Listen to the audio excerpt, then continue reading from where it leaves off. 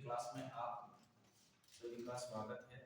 मैं Kundan Soni, faculty of chemistry maths foundation. आज का ये क्लास झारखंड बोर्ड के उन विद्यार्थियों के लिए है जो 2025 में होने वाले क्लास 11 के बोर्ड एग्जाम में सम्मिलित होने जा रहे हैं, जिसमें आज मैं इस क्लास में लेके आया हूँ केमिस्ट्री के चैप्टर 2 एटॉमिक स्ट्रक्चर के मल्टीपल चॉइस क्वेश्चन, और इसको हम आज डिस्कस करेंगे जो क्लास 11 के बच्चों के लिए बहुत ही इम्पोर्टेंट है। तो चलिए हम लोग इस क्लास में क्वेश्चन को डिस्कस करते हैं। तो फर्स्ट क्लास है हमारा, which of the following principle slash rules states that the electron enter the subshell that has the least energy।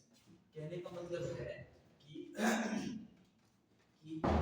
इसमें पूछा गया है कि जो इलेक्ट्रॉन सबसेल में इंटर होंगे वो किस रूल के बेसिस पर क्या होंगे, इंटर होंगे, जिसमें जो होगा एनर्जी सबसे कम होगा वो सबसे पहले उसी में इंटर होगा। वो कौन सा प्रिंसिपल बताता है? तो Pauli exclusion principle, aufbau principle, Hund's rule और Heisenberg's uncertainty principle.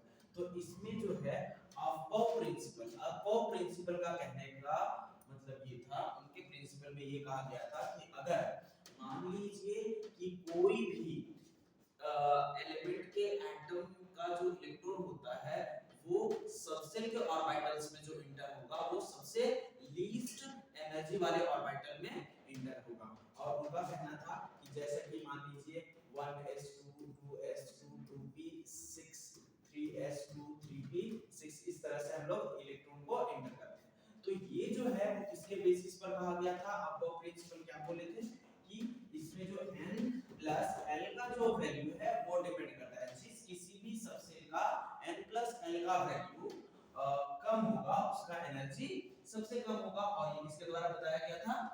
Aufbau principal के द्वारा। तो इस क्वेश्चन का आंसर होगा अपॉप प्रिंसिपल, ऑप्शन नंबर बी। तो नेक्स्ट क्वेश्चन की तरफ हम लोग आगे बढ़ते हैं। नेक्स्ट क्वेश्चन में बोला गया है which of the following is correct electronic configuration of chromium। तो क्रोमियम का जो इलेक्ट्रॉनिक कॉन्फ़िगरेशन है वो एक्सेप्शन में आता है, वो हम लोग देखते हैं कि क्या होगा। तो ये हमारा होगा क्रोमियम का इलेक्ट्रॉनिक कॉन्फ़िगरेशन। तो क्रोमियम का जो होगा एटॉमिक नंबर 24 होगा, जिसमें से इलेक्ट्रॉन जो होगा वो 24 होगा। तो कैसे भरेंगे? तो पहले सेल के s सबसेल में 2 इलेक्ट्रॉन, दूसरे सेल के s सबसेल में 2 इलेक्ट्रॉन, फिर दूसरे सेल के p सबसेल में 6 इलेक्ट्रॉन, उसके बाद होगा 3s2 3p6, उसके बाद यहाँ पे 4s1 हो जाएगा जो कि 2 इलेक्ट्रॉन होना चाहिए, और यही है हमारा एक्सेप्शन। तो क्रोमियम में यहाँ पे 4s1 होगा, उसके बाद हो जाएगा 3d5, जो पूरे तरह से पांचों ऑर्बिटल जो होगा वो हाफ फील्ड होगा और ये मोर स्टेबल होता है। इसीलिए क्रोमियम का जो इलेक्ट्रॉनिक कॉन्फ़िगरेशन होगा वो क्या हो जाएगा? ऑप्शन नंबर 3d5, यानी कि ये ऑप्शन सी। यहाँ पे लिखा गया है, ये नोबल गैस के बेसिस पर लिखा गया है, तो यहाँ से यहाँ तक का कॉन्फ़िगरेशन को हम लोग बोलेंगे आर्गन, उसके बाद ये हो जाएगा 4s1 3d5। ठीक है, तो नेक्स्ट क्लास की तरफ हम लोग नेक्स्ट क्वेश्चन की तरफ आगे बढ़ते हैं। नेक्स्ट क्वेश्चन में क्या बोला गया है? Maximum number of electron in 4d orbitals, maximum number of electrons in 4d orbitals each, ये बोला गया है। तो सबसे पहले हम लोग जानते हैं कि 4d ऑर्बिटल में कितने इलेक्ट्रॉन होते हैं।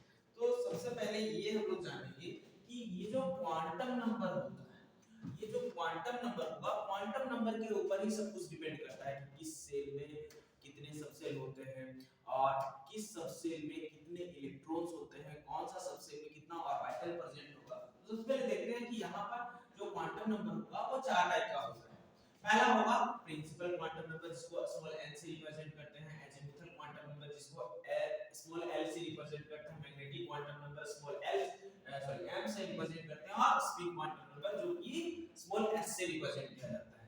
तो ये जो है बताता है हमारा नंबर ऑफ सेल, न्यूक्लियस के बाद जो नंबर ऑफ सेल होगा 1 2 3 4, ये जो है आइडिया देता है प्रिंसिपल क्वांटम नंबर, यानी कि पहला सेल होगा, दूसरा सेल होगा, तीसरा सेल होगा, ऐसे लोग बढ़ेंगे।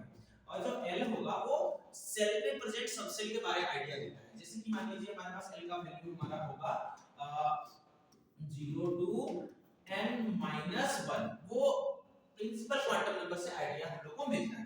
जैसे कि मान लीजिए पहला से तो 0 टू 1 माइनस 1 यानी कि क्या हो जाएगा 0 टू 0 यानी कि एक ही सबसे यानी कि इसमें तो यहाँ पे हो गया 0। दूसरे सेल की बात की जाए तो दूसरे सेल में सबसे कितना होगा 0 टू 2 माइनस 1 यानी कि 0 और 1 होगा। यानी कि ओवरऑल अगर देखें तो वैल्यू 0 हो सकता है 1 हो सकता है 2 हो सकता है 3 हो सकता है यानी कि 0 होगा s के लिए 1 होगा p के लिए और 2 होगा d के लिए और 3 होगा f के लिए। ये हमारा l का वैल्यू है ठीक है ना। तो वही पूछा गया। अब यहाँ पर मैग्नेटिक क्वांटम नंबर की बात की गई है तो मैग्नेटिक क्वांटम नंबर जो होता है वो l के ऊपर डिपेंड करता है दैट मींस कि एजीमुथल क्वांटम नंबर के ऊपर डिपेंड करता है और ये -n2 प्लस l तक रेंज करता है। जैसे कि मान लीजिए हमारे पास l का वैल्यू 1 है तो m का वैल्यू क्या हो जाएगा मैग्नेटिक क्वांटम नंबर यानी कि -1, 0 प्लस 1 यानी कि वैल्यू क्या आ गया 4 हो गया। तो यहाँ पर देखेंगे कि maximum number of electrons in 4d यानी कि 4d का मतलब क्या है यानी कि n का वैल्यू यहाँ पर 4 है और d कहने का मतलब है l का वैल्यू कितना है l का वैल्यू 2 ठीक है। और स्पिन क्वांटम नंबर पर क्या बोलता है स्पिन क्वांटम नंबर इलेक्ट्रॉन के ओरिएंटेशन को बताता है कि ऑर्बिटल में उसका ओरिएंटेशन कितना और मैक्सिमम नंबर ऑफ इलेक्ट्रॉन एक ऑर्बिटल में कितना होता है। तो एक ऑर्बिटल में दो इलेक्ट्रॉन होता है जो एक क्लॉकवाइज डायरेक्शन में रोटेट होता है और दूसरा इलेक्ट्रॉन जो होगा वो एंटी क्लॉकवाइज डायरेक्शन में रोटेट होगा। तो ओवरऑल अगर हम देखें कि 4d में तो 4d का मतलब होता है कि d सबसेल में हमारा 1 2 3 4 5 ऑर्बिटल होगा। एक ऑर्बिटल में मैक्सिमम नंबर ऑफ इलेक्ट्रॉन 2 होगा। तो यहाँ पर total number of electrons present in 4d orbital is 14 होगा यानी कि ऑप्शन नंबर ए यानी कि इस क्वेश्चन का आंसर हमारा ए है। तो चलिए हम लोग नेक्स्ट क्लास की तरफ नेक्स्ट क्वेश्चन की तरफ आगे बढ़ते हैं। नेक्स्ट क्वेश्चन क्या बोल रहा है number of protons neutrons and electrons in the elements x जिसका एटॉमिक नंबर 89 है और एटॉमिक मास दिया हुआ है 231। तो हम लोग पढ़े थे total number of electrons protons and neutrons in an atom क्या होता है। तो सबसे पहले हम लोग देखते हैं कि एटॉमिक नंबर जो एटॉमिक नंबर होता है एटॉमिक नंबर को हम लोग z से रिप्रेजेंट करते हैं। किसी भी एलिमेंट का एटॉमिक नंबर के बराबर हमारा इलेक्ट्रॉन होता है इलेक्ट्रॉन के बराबर ही हमारा क्या होता है प्रोटॉन होता है ठीक है। और साथ ही साथ यहाँ पर मास नंबर जो होगा atomic mass is equal to होता है number of proton plus number of neutron. तो इससे हम लोग इलेक्ट्रॉन और प्रोटॉन और न्यूट्रॉन तीनों कैलकुलेट कर सकते हैं। यहाँ पे इस क्वेश्चन में दिया गया है atomic number z is equal to 89 और एटॉमिक मास दिया गया है हमारा 231। तो यानी कि एटॉमिक नंबर है हमारा 89 यानी कि इलेक्ट्रॉन कितना हो जाएगा हमारा 89 और प्रोटॉन भी कितना हो जाएगा ध्यान से देखिए प्रोटॉन इज इक्वल टू 89।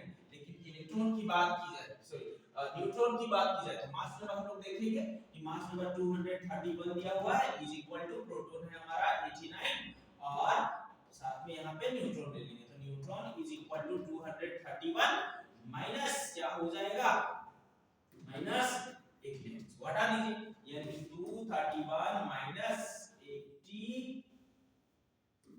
89 तो क्या हो जाएगा यानी कि 11 में 9 गया तो हो जाएगा 2 इधर हमारा 12 में 8 चला गया यानी कि बचेगा 4 और ये हमारा 142 कहीं दिख रहा है यानी कि option B is the correct answer.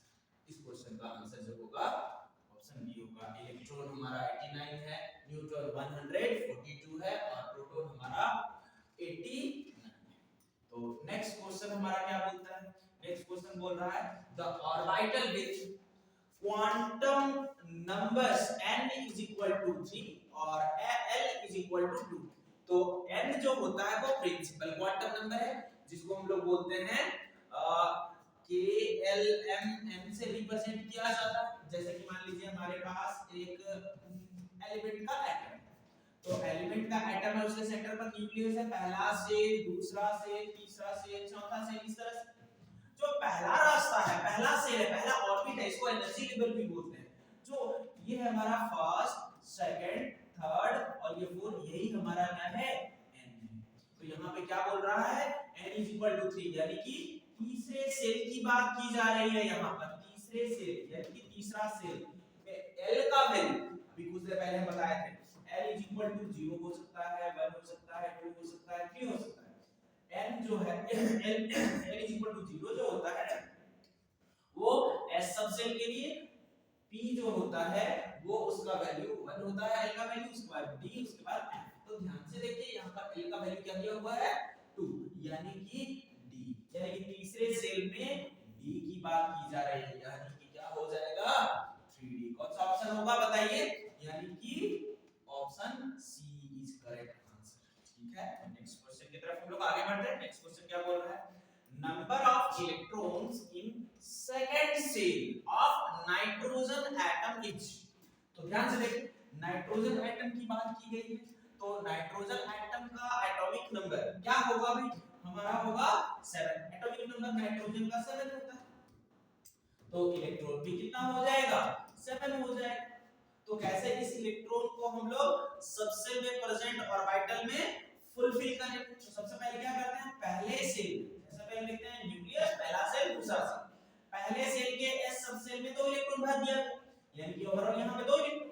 उसके बाद दूसरे सेल के s सब सेल में 2 इलेक्ट्रॉन और बचा हुआ कितना इलेक्ट्रॉन है, 3 इलेक्ट्रॉन बचा हुआ, यानी कि 3p में कितना हो जाएगा हमारा 2 2 4 और इधर यानी कि 3 6 सॉरी ये हमारा हो जाएगा 2p, यानी कि ओवरऑल यहाँ पे दूसरे सेल में s और p सब सेल प्रेजेंट है जिसमें टोटल नंबर ऑफ इलेक्ट्रॉन्स 5 होगा। तो उस ऑप्शन में दिख रहा है 5, यानी कि option B is correct answer. ठीक है, तो नेक्स्ट क्वेश्चन की तरफ हम लोग आगे बढ़ते हैं। नेक्स्ट क्वेश्चन क्या बोल रहा है, the absolute mass of an electron is.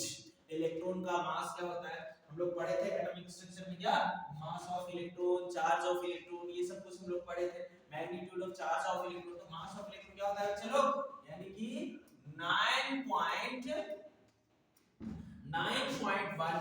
into 10 to the power minus 31 kg is the mass of 1 electron। ठीक है, तो ऑप्शन डी हमारा करेक्ट आंसर है। नेक्स्ट क्वेश्चन क्या बोल रहा है हमारा, the value off spin quantum numbers is. Spin quantum number का वैल्यू क्या होता है, तो स्पिन क्वांटम नंबर में जो होगा वो क्या बोलता है, the spin quantum numbers gives the idea about the orientation of electrons present in one orbital and its value is plus half for one electron and second electron, the second value of the second electron is minus half। that means कि एक orbital में हमारा 2 electron present होगा जो oppositely rotate होता है, एक clockwise direction तो दूसरा एंटी क्लॉकवाइज डायरेक्शन। जो क्लॉकवाइज डायरेक्शन में रोटेट होता है उसका वैल्यू प्लस हाफ और जो एंटी क्लॉकवाइज डायरेक्शन में रोटेट होता है उसका वैल्यू माइनस हाफ। तो वैल्यू क्या हो जाएगा हमारा plus half minus half, plus minus. That means कि इस क्वेश्चन का आंसर हमारा ऑप्शन सी होगा। नेक्स्ट क्वेश्चन क्या बोल रहा है, no 2 electrons in an atom can have same set of all the 4 quantum numbers is related। क्या बोला कि अगर कोई एटम में अगर एक ही ऑर्बिटल में अगर 2 इलेक्ट्रॉन प्रेजेंट है तो उन 2 इलेक्ट्रॉन का चारों क्वांटम नंबर सेम नहीं होगा। किसके द्वारा बोला गया था, वुड्स रूल, ऑफ प्रिंसिपल, कॉलेज exclusion principle, none of these. तो बताइए कमेंट बॉक्स में दीजिए इसका आंसर। तो ये बोला गया था हमारा किसके द्वारा, बताइए बच्चों लोग, पॉलीज एक्सक्लूजन प्रिंसिपल। तो पॉलीज एक्सक्लूजन प्रिंसिपल का कहना था कि किसी एलिमेंट के एक एटम में प्रेजेंट ऑर्बिटल जो होगा उस ऑर्बिटल में दोनों इलेक्ट्रॉन का जो वैल्यू होगा क्वांटम नंबर वो चारों का चारों सेम नहीं होगा। चलिए हम लोग देखते हैं, जैसे कि मान के चलिए हमारे पास कोई भी एक एटम लेते हैं, ऑक्सीजन की बात करें तो ऑक्सीजन ले लेते हैं, इसका electronic configuration 1s2 2s2 2p हम लोग ले लिए क्या हो जाएगा 2p4। इस तरह से हम लोग ले, है ना। इसमें हम इस तरह से 3 ऑर्बिटल बनाए और तीनों ऑर्बिटल में इलेक्ट्रॉन फुलफिल करते हैं। सबसे पहले अकॉर्डिंग टू वुड्स रूल हम लोग पहले फिल करेंगे हम लोग सभी ऑर्बिटल में, उसके बाद ऑपोजिटली फिल करेंगे, क्या कर देंगे ऐसे। तो यहाँ पर इस ऑर्बिटल में 2 इलेक्ट्रॉन प्रेजेंट है तो इसका n का वैल्यू निकालेंगे दोनों इलेक्ट्रॉन का। तो यहाँ पर ये दूसरे सेल के p सब सेल में, तो दोनों इलेक्ट्रॉन के लिए n का वैल्यू 2 हो जाएगा, n का वैल्यू 2 हो जाएगा, है ना। दोनों इलेक्ट्रॉन के लिए p का वैल्यू यानी कि l का वैल्यू क्या हो जाएगा 1 होगा, यहाँ पर भी n का वैल्यू 1 होगा, है ना। अगर n का वैल्यू देखा जाए तो n का वैल्यू क्या हो जाएगा प्लस हाफ, और यहाँ पर क्या हो जाएगा m का वैल्यू प्लस हाफ। लेकिन यानी कि दोनों इलेक्ट्रॉन का जो वैल्यू होगा, एक इलेक्ट्रॉन का वैल्यू हो जाएगा प्लस हाफ, तो दूसरे का हो जाएगा माइनस। तो ये जो होगा हमारा अलग अलग नंबर हो गया। दैट मींस कि यही कहना था पॉलीज एक्सक्लूजन प्रिंसिपल का, किसी भी एलिमेंट के एटम में जो प्रेजेंट दो इलेक्ट्रॉन होगा ऑर्बिटल में, वो चारों ऑर्बिटल चारों क्वांटम नंबर सेम नहीं होगा। तो ऑप्शन हमारा। नेक्स्ट क्वेश्चन की तरफ हम लोग आगे बढ़ते हैं। नेक्स्ट क्वेश्चन क्या बोला, quantum number n = 2 l = 1 represent, बताइए कौन सा होगा आंसर। तो n का वैल्यू 2 लिख दिए, l का वैल्यू 1, कहने का मतलब है s का वैल्यू होता है 0, p का वैल्यू होता है 1, है ना।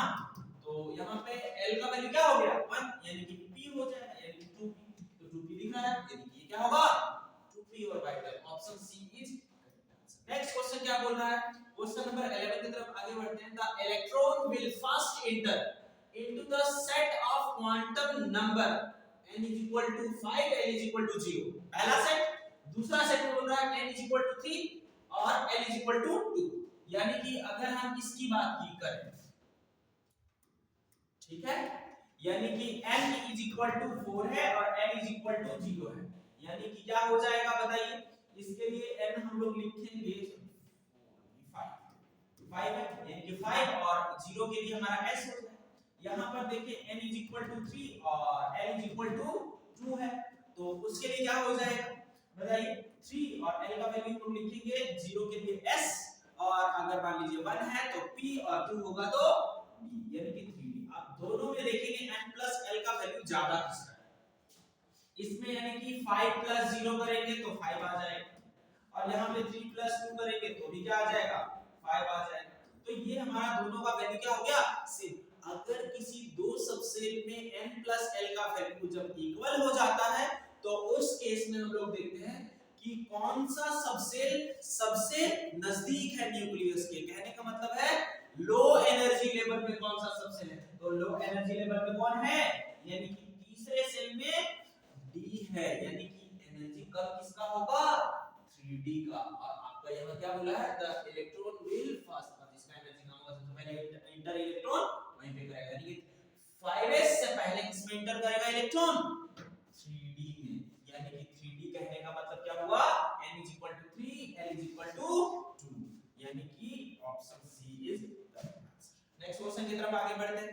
नेक्स्ट क्वेश्चन क्या बोल रहा है, क्वेश्चन नंबर 11 है हमारा, which one of the following set of ions represents a collection of isoelectronic species. Isoelectronic species बोला है कि इन चारों में से कौन सा ऐसा कलेक्शन है जो आइसोइलेक्ट्रॉनिक स्पीशीज है। आइसोइलेक्ट्रॉनिक स्पीशीज में आप लोगों को पढ़ा है, इलेक्ट्रॉनिक स्पीशीज में होता क्या है, अगर दो या दो से अधिक केमिकल स्पीशीज का total number of electron same होगा, तो वो केमिकल स्पीशीज आपस में क्या कहलाएंगे आइसोइलेक्ट्रॉनिक स्पीशीज कहलाएंगे। जैसे कि मान के चलते हैं हम लोग, अगर मान लीजिए ऑब्जर्व पहले की बात करें, देखते हैं चेक करते हैं, तो नाइट्रोजन का एटॉमिक नंबर कितना होगा 7, तो इलेक्ट्रॉन भी हमारा 7 होगा, लेकिन यहाँ पे 3 माइनस है, यानी कि 3 इलेक्ट्रॉन गेन किया, तो नाइट्रोजन में इलेक्ट्रॉन कितना हो जाएगा, नाइट्रोजन 3 माइनस में 10 इलेक्ट्रॉन होगा, ठीक है। तो नाइट्रोजन 3 माइनस में 10 इलेक्ट्रॉन हो गया, इसमें कितना होगा इलेक्ट्रॉन, यानी कि ऑक्सीजन का एटॉमिक नंबर होगा 8 और 2 माइनस, तो यानी कि 8 और 2 इलेक्ट्रॉन गेन किया, इसमें भी 10 इलेक्ट्रॉन होगा, यानी कि दोनों आपस में ऐसे इलेक्ट्रॉन के F माइनस है। फ्लोरीन का एटॉमिक नंबर होता है कितना बताइए,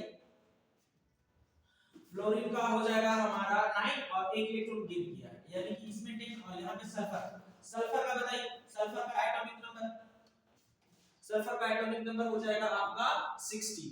अब बताइए 62 माइनस है, यानी कि 18 इलेक्ट्रॉन हो जाएगा, क्या आपस में सर का सर है नहीं, यानी कि सल्फर 2 माइनस का ज्यादा इलेक्ट्रॉन हो गया, यानी कि ये सभी आपस में आइसोइलेक्ट्रॉनिक नहीं होंगे। Li प्लस लिथियम का एटॉमिक नंबर कितना होगा 3, जिसमें एक इलेक्ट्रॉन डोनेट कर दिया तो इसके पास 2 ही इलेक्ट्रॉन बचा, और इसके पास सोडियम का एटॉमिक नंबर 11 होता है, एक इलेक्ट्रॉन डोनेट किया तो 10 हो गया, यानी कि दोनों इलेक्ट्रॉन सेम है क्या एक दोनों में? नहीं है, यानी कि ये भी नहीं होगा। अब इसमें देखिए पोटेशियम प्लस, पोटेशियम का एटॉमिक नंबर 90 प्लस है, एक इलेक्ट्रॉन डोनेट किया मतलब 18 इलेक्ट्रॉन, और क्लोरीन के पास 17, एक इलेक्ट्रॉन गेन किया तो 17 और 18, इसमें 18 इसमें 18।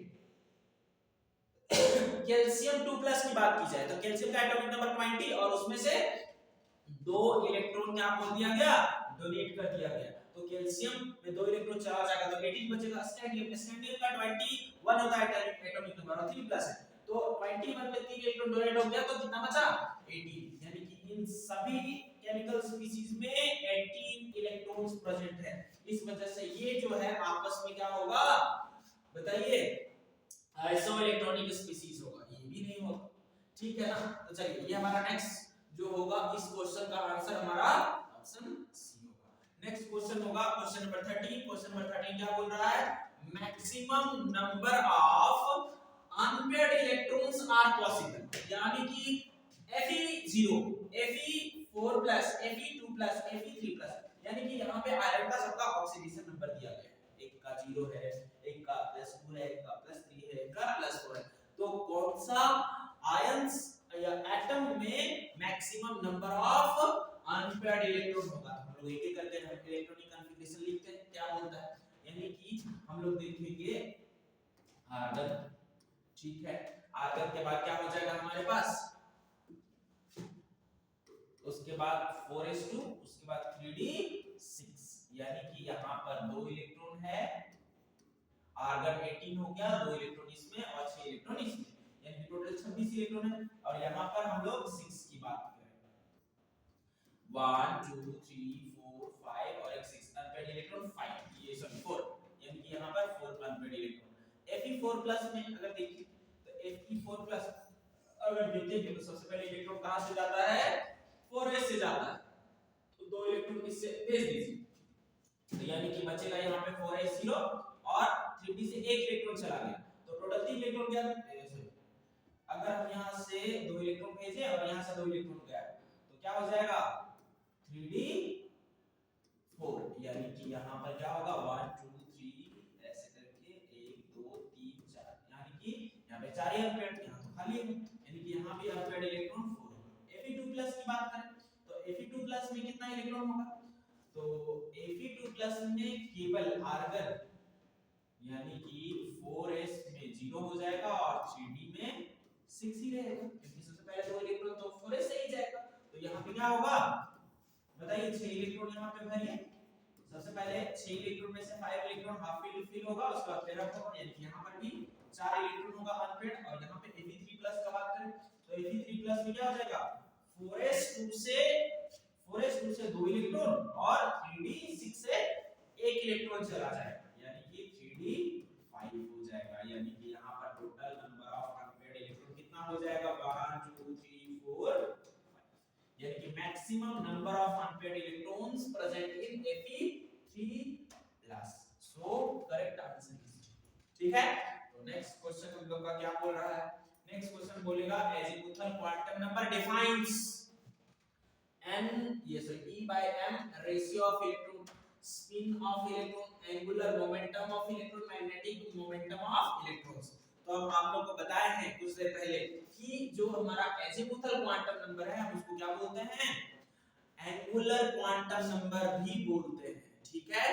तो इसका एजीमुथल क्वांटम नंबर का क्या होगा वो क्या बताता है किसी इलेक्ट्रॉन के एंगुलर मोमेंटम के बारे में बताता है, दैट मींस कि azimuthal quantum number defines the angular momentum of electron, इसी वजह से इस क्वांटम नंबर को हम लोग क्या बोलते हैं एंगुलर क्वांटम नंबर भी बोलते हैं, ठीक है।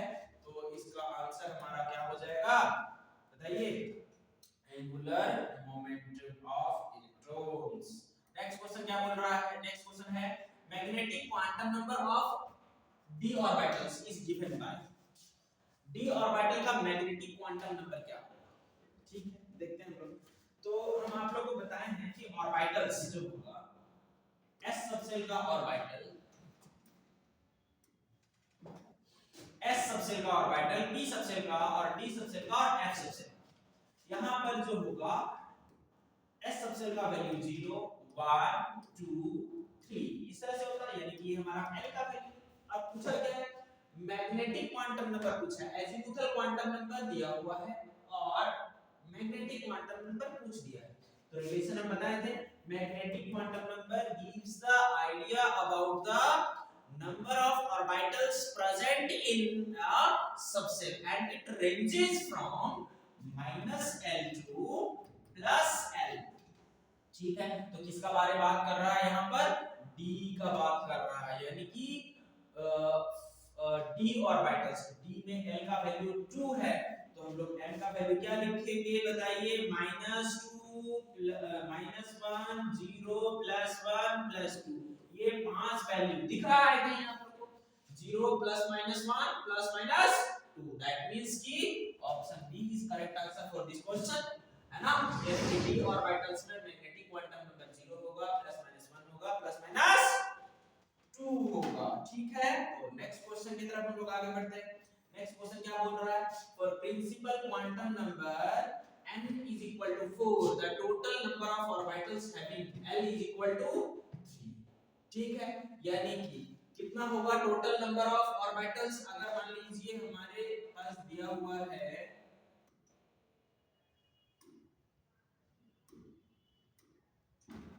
यानी कि n का वैल्यू 4 है और l का वैल्यू 3 है, यानी कि 4f की बात की गई, l का वैल्यू अगर 3 हो गया तो s p d f हो जाएगा, यानी कि f में नंबर ऑफ सबसेल कितना होता है 1 2 3 4 5 6 7। तो बताइए यहाँ पर कितना हो गया 7। ठीक है, तो कैसे हो गया 7, तो ध्यान से देखिएगा हम लोग कैसे कैलकुलेट करते हैं। तो ये नंबर ऑफ ऑर्बिटल्स जो है वो कौन बताता है उनको बताइए,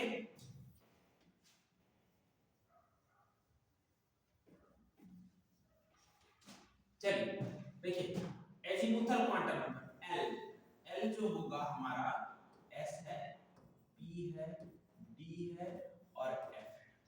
ठीक है, अब यहाँ पर अगर हम लोग m का वैल्यू कैलकुलेट करें तो m हमारा जो होगा वो मैग्नेटिक क्वांटम नंबर है और मैग्नेटिक क्वांटम नंबर ही डिसाइड करता है कि किसी सबसेल में नंबर ऑफ ऑर्बिटल कितना होगा। तो कैसे हम डिफाइन करते हैं, तो magnetic quantum number gives the idea about the orbitals present in the subcell। ठीक है, and it ranges from -L to +L।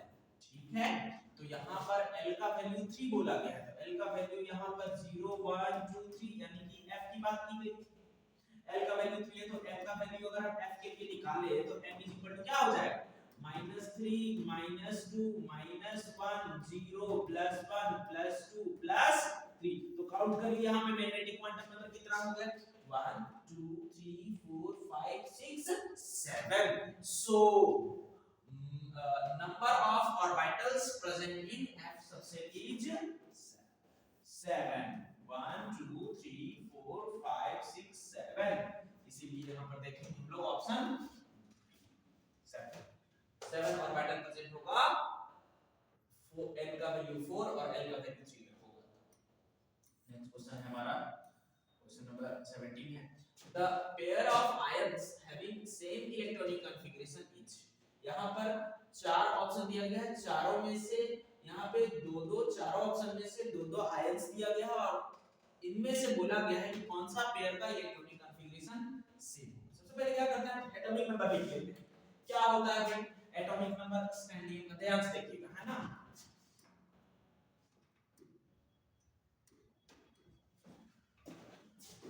Scandium titanium, है ना, scandium titanium vanadium chromium manganese ferrous cobalt nickel copper zinc, इस तरह से।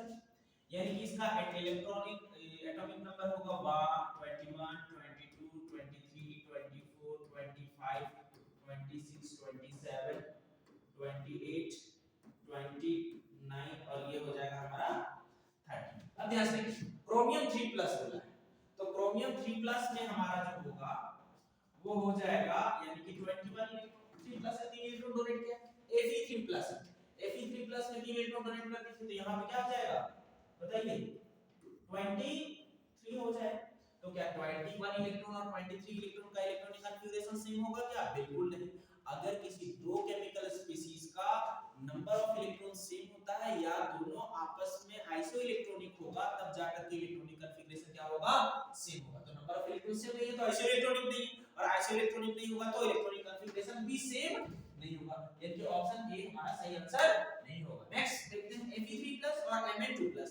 Fe3+ यानी कि 23 हो जाएगा, Mn2+ कहने का मतलब है यहाँ पर क्या होगा 25 में से 2 चला यानी कितना बचा 23। तो 23 होगा Fe3+ का भी और Mn2+ का भी 23, यानी कि 2 चला गया 23, इसमें भी 3 चला गया 23, यानी कि ये दोनों आपस में आइसो इलेक्ट्रॉनिक, ये दोनों आपस में आइसो इलेक्ट्रॉनिक नहीं होगा। देख लीजिएगा है कि एटॉमिक नंबर लिखा हुआ है और एक यह 3 इलेक्ट्रॉन सब में डोनेट करके चेक कीजिएगा कि कौन सा आइसो इलेक्ट्रॉनिक है। वैसे इस क्वेश्चन का आंसर हमारा क्या होगा?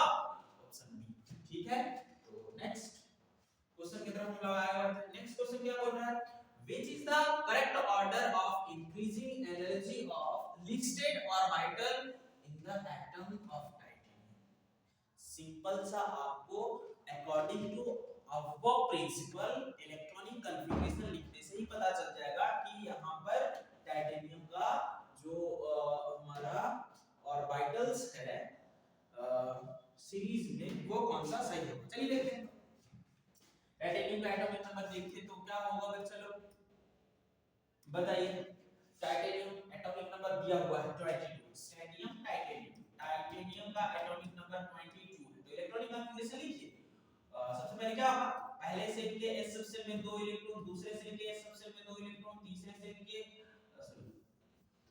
दूसरे सेल के p सबसेल में 6 इलेक्ट्रॉन, फिर यहां पर 3s2 हो जाएगा, उसके बाद 3p6 हो जाएगा होगा, उसके बाद 4s2, उसके बाद 3d2 होगा। ये हमारा इलेक्ट्रॉनिक कॉन्फ़िगरेशन है किसका? टाइटेनियम का। आप मैच कीजिए यहां पे जो हमारा सही।